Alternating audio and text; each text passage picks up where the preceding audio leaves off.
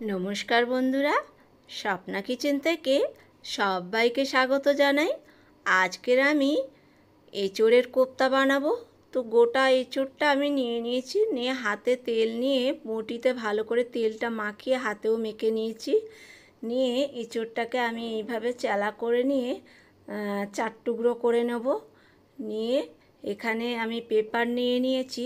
এঁচোড় যেই কেটেছি অনেক আটা বেরিয়েছে, তো এই আটাগুলো আমি কাগজ দিয়ে ভালো করে আটাগুলো সুন্দর করে মুছে নেব। তাহলে যখন এঁচোড়টা কাটবো তখন হাতে আটা লাগবে না।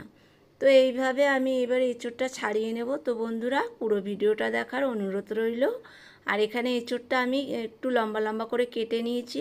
নিয়ে প্রেসার কুকারে একটু তেল দেব আর একটু নুন দিয়ে একটা সিটি মেরে নেব। তো তেলটা দিচ্ছি এই কারণে, অনেক সময় প্রেসারে সেদ্ধ করতে গেলে না, প্রেসার কুকারে এঁচোড়ের আটা লেগে যায়, মাজতে গেলে ওঠে না, ওই জন্য তেলটা দিলাম। এখানে লঙ্কা জিরে নিয়েছি আদা, নিয়েছি রসুন, আর নিয়ে নেব গরম মশলা, নিয়ে নেব টমেটো, আর দিয়ে দেবো একটু নুন, দিয়ে দেবো সামান্য জল, দিয়ে এটা আমি বেটে নেব। এটা ঝোল করার জন্য মশলাটা করলাম। আর এখানে এঁচোড়টা আমি হাফ সেদ্ধ করেছি, পুরো সেদ্ধ করিনি। আলুটাও তাও হাফ সেদ্ধ করেছি, করে একটা গ্রেটে মানে এগুলো আমি গ্রেট করে নেব।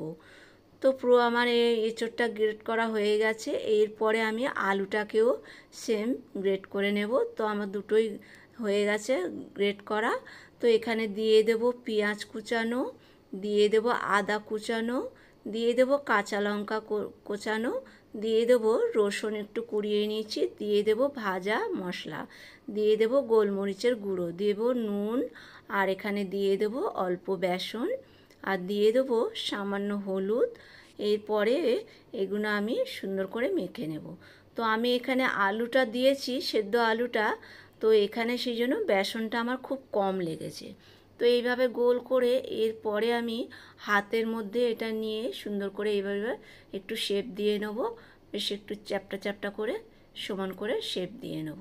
দিয়ে এদিকে কড়াইতে তেল দিয়ে দিয়েছি, দিয়ে আমি এগুলো সব এক এক করে ভাজতে দিয়েছি। আর আঁচটা কমিয়ে ভাজতে হবে, বেশি জোরে আঁচ দিয়ে ভাজলে তাহলে এই যে আমি বড়াটা ভাজছি এর ভেতরে কাঁচা থেকে যেতে পারে। এখানে দিয়ে দেবো তেজপাতা, দিয়ে দেবো অল্প একটু পেঁয়াজ, দিয়ে পেঁয়াজটা যখন ভাজা হয়ে যাবে এরপর আমি যে মশলাটা বেটে রেখেছিলাম সেটা এর মধ্যে অ্যাড করলাম। তো এখানে দিয়ে একটু নেড়ে নিতে হবে। নেড়ে নিয়ে এরপরে এখানে দিয়ে দেবো একটু হলুদ, আর এখানে দিয়ে দেবো অল্প একটু চিংড়ি মাছ ভাজা ছিল সেটা দিলাম।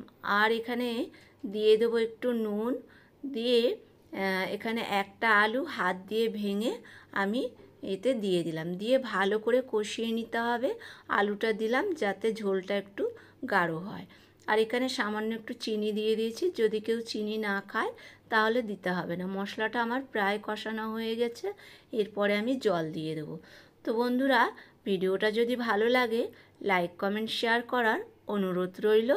আর এখানে ঝোলটাকে একটু ভালো করে ফুটিয়ে নিতে হবে।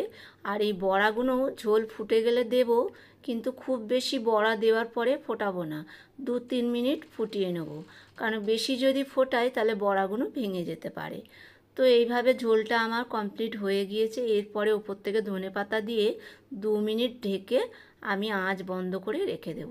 তো এটা প্রায় আমার তৈরি। এরপরে দেখুন বন্ধুরা কত সুন্দর দেখতে হয়েছে, আর এটা না খেতে ভীষণ সুন্দর হয়েছে। তো বন্ধুরা, চাইলে আপনারা একবার এইভাবে বানিয়ে নিতে পারেন।